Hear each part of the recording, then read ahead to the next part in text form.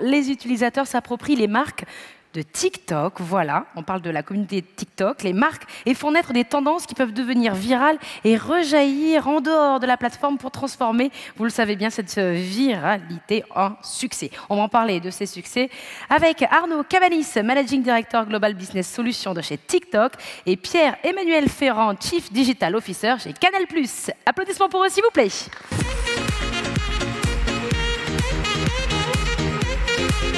Bienvenue. C'est à vous. Bonsoir à tous. Merci d'être là parmi nous. Merci Pierre-Emmanuel. Et merci au Hub de nous accueillir ce soir sur cette très belle scène. Pierre-Emmanuel, est-ce que tu peux te présenter un petit peu, expliquer ta fonction au sein du groupe, et puis ensuite on rentrera dans le vif du sujet si tu veux bien. Merci Arnaud. Bonjour à toutes et à tous. Je suis ravi d'être là avec vous, avec TikTok, et de pouvoir partager les expériences qu'on a mis en place avec TikTok ces derniers mois. Donc moi, je suis en charge du digital chez Canal+. Le digital chez Canal+, c'est le vecteur d'accélération en fait, de la transformation de Canal, une transformation qui est basée sur l'internationalisation, la digitalisation et le pilier historique, la création. Sur la digitalisation, notre enjeu, c'est de créer en fait, une considération et une conversation autour de nos contenus, et d'amener en fait cette considération vers notre plateforme en propre qui s'appelle MyCanal, dont j'ai la charge également, et qui me permet de travailler entre les plateformes partenaires avec lesquelles on travaille, nos contenus à forte valeur, et amener nos utilisateurs à consommer au travers de MyCanal leurs abonnements. Donc on va revenir sur votre stratégie de contenu sur TikTok et quelle est la stratégie de diversification que tu as mis en place depuis que tu es arrivé sur la plateforme. Mais avant de commencer, je voulais partager avec vous une petite vidéo du coup de TikTok pour vous montrer un petit peu en action ce que ça veut dire pour nous l'entertainment à la française.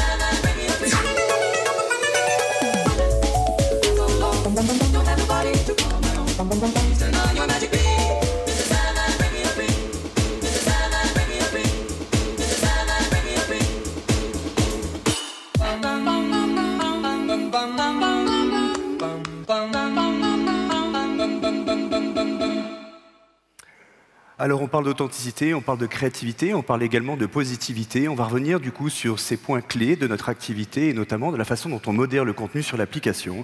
Mais avant toute chose, je souhaitais vous partager du coup quelques chiffres, notamment sur notre audience. Et depuis qu'on existe en France, depuis août 2019, il faut savoir que nous avons passé le milliard d'utilisateurs la semaine dernière, ce qui a été annoncé dans la presse. Aujourd'hui, c'est 6 bureaux européens, 3000 salariés en Europe qui travaillent pour TikTok.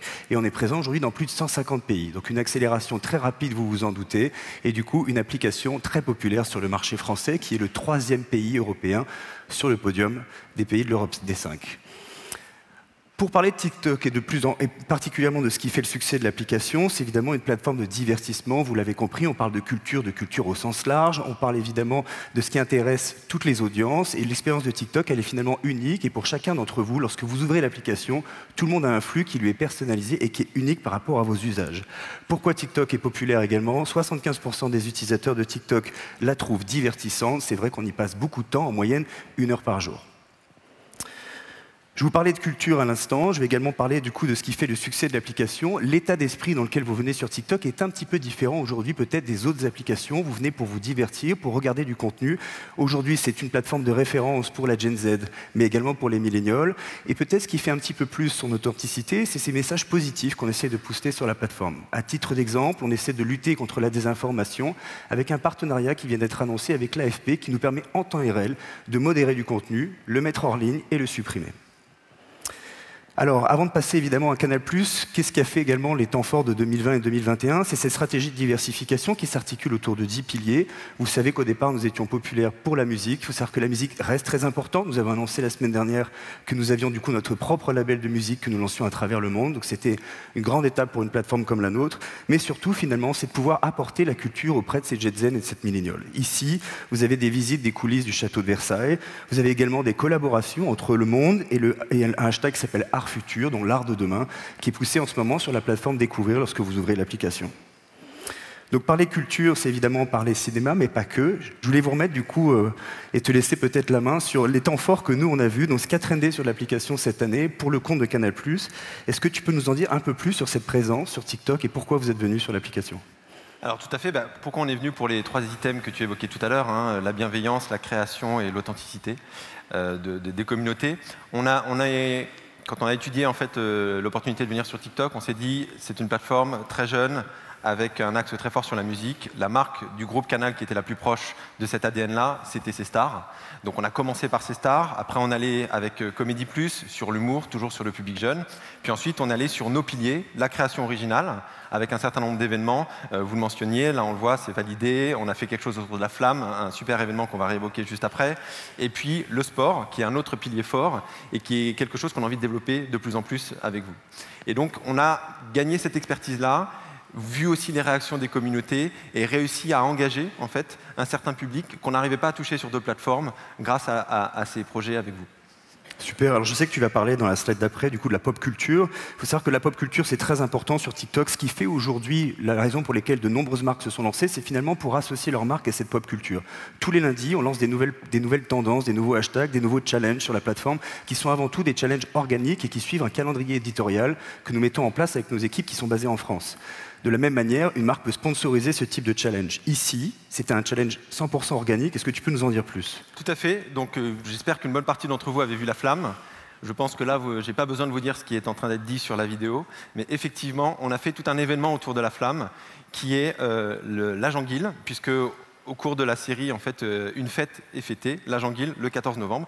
Et avec TikTok, on a fêté l'Agent Guil avec un événement éditorial, avec une activation marketing pour avoir en fait tout un événement et tous les utilisateurs qui allaient fêter l'Agent Guil, ces jeux, sur la plateforme TikTok. Un gros succès pour nous, qu'on a envie de refaire. C'est bientôt le 14 novembre, donc on réfléchit à ce qu'on va pouvoir faire pour cette saison 2-là. Et l'enjeu pour nous, c'était de faire qu'un produit télévisuel devienne en fait un événement pop culturel.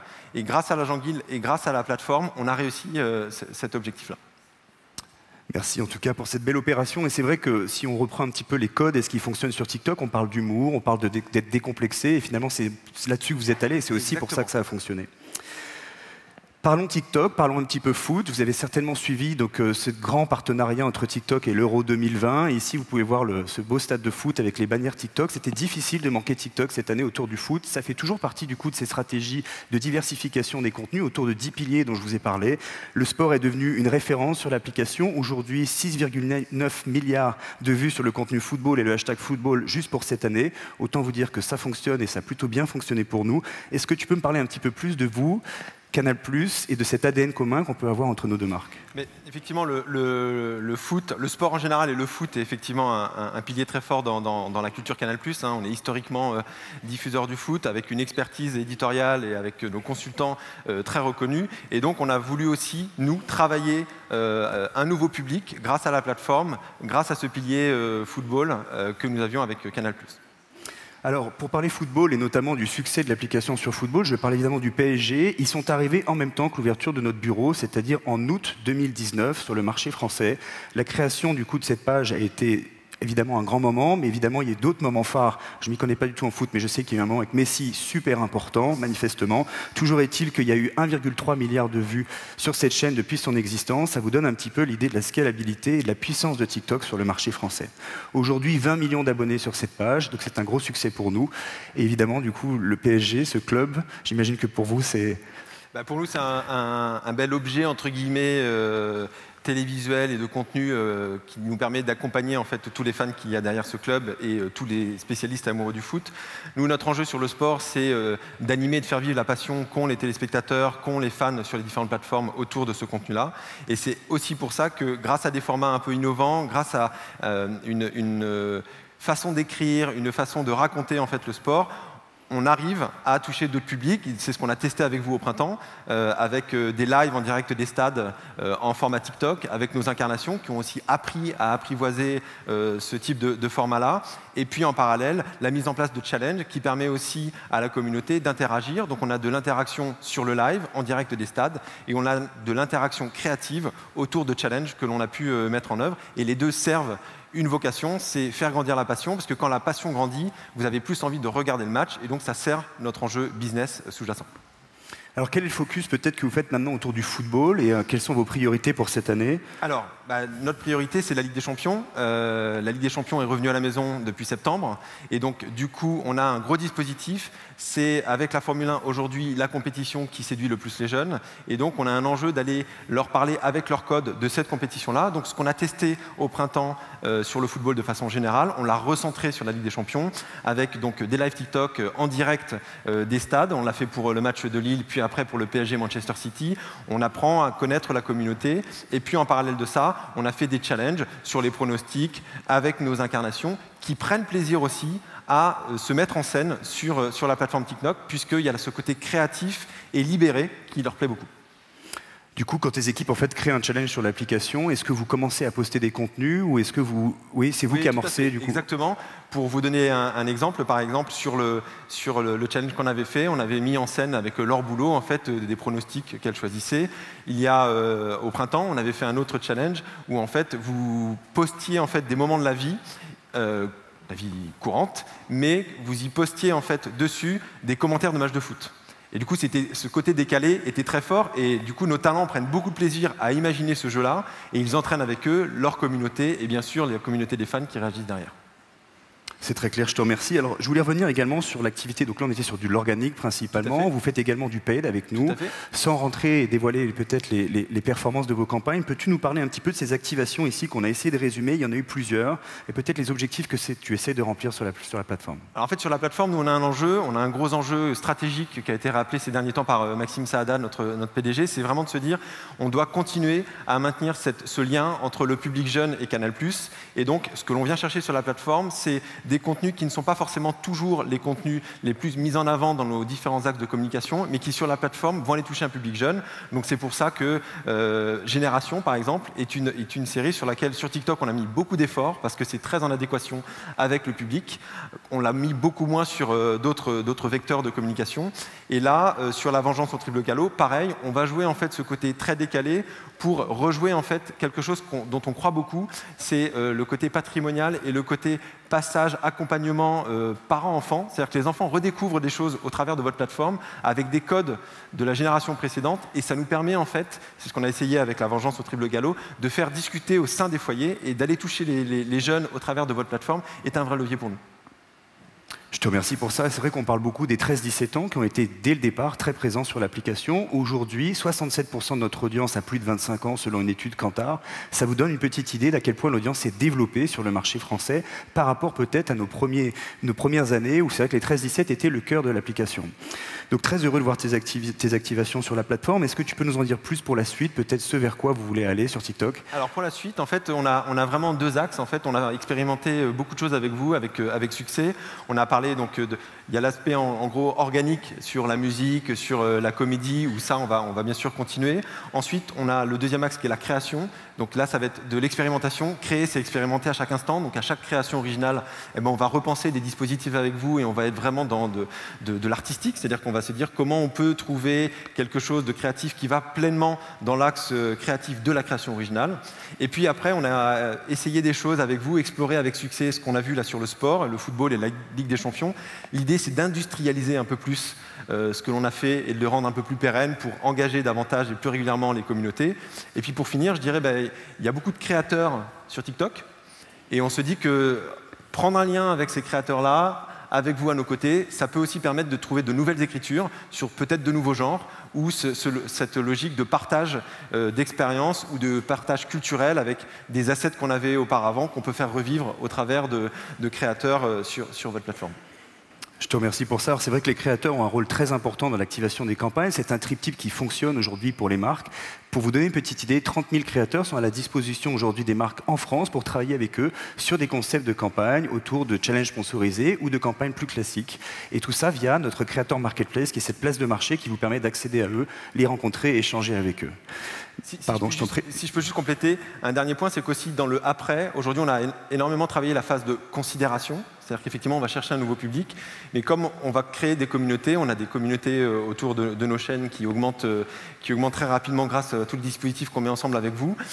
Un de nos enjeux maintenant, c'est de faire basculer un petit peu au travers des outils que vous allez mettre en place, la capacité à faire de la conversion. Et puis, nous, de travailler aussi l'engagement régulier. C'est-à-dire que c'est pour ça que je parlais de cette logique d'industrialisation autour du sport. C'est de créer des rendez-vous pour qu'après, le public aussi, dans son expérience globale de vivre une journée de championnat ou de Ligue des Champions, se dise « Ah, ben, il y a un moment, ça se passe sur TikTok, puis après, c'est sur MyCanal, puis après, c'est sur l'antenne », pour faire vivre la marque à différents endroits, en fait, et dans différents points de contact. Pierre-Emmanuel, merci infiniment pour ce témoignage et merci à tous pour votre écoute. Merci à toutes et à tous.